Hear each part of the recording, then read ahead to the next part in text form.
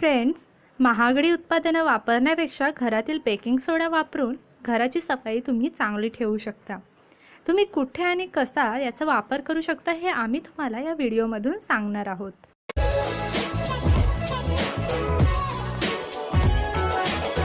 तुमच्या फ्रीजमधून जर दुर्गंधी येत असेल आणि त्यावर नक्की काय उपाय करायचा हे तुम्हाला कळत नसेल आणि फ्रीज स्वच्छ करूनही तुम्हाला दुर्गंधी येत असेल तर बेकिंग सोड्याचा उपयोग करून तुम्ही यातून सुटका मिळवू शकता।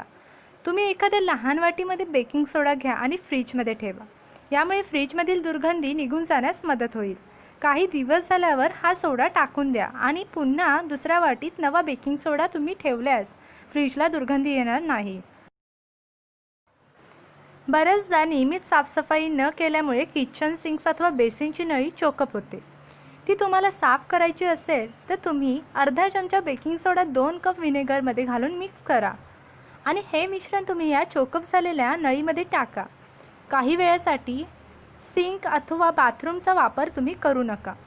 किमान अर्धा तास तरी हे असंच राहू दे। या मिश्रणाने काय होईल, नळीतील सगळी घाण निघून जाईल आणि किचन सिंक्स अथवा बेसिन तुम्हाला पुन्हा पहिल्यासारखं वापरता येईल।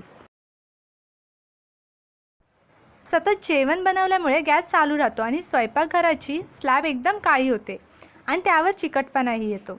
बऱ्याचदा घरातील महिला हे साफ करण्यासाठी चाकू अथवा वायपरचा उपयोग करतात, पण त्याचा काहीही फायदा होत नाही। तुम्हाला हा काळेपणा आणि चिकटपणा काढून टाकण्यासाठी स्वयंपाकघराच्या स्लॅबवर पहिले थोडं गरम पाणी लावून घ्यायला हवं। त्यानंतर त्यावर बेकिंग सोडा घाला आणि 10 मिनिटांसाठी तसंच राहू द्या।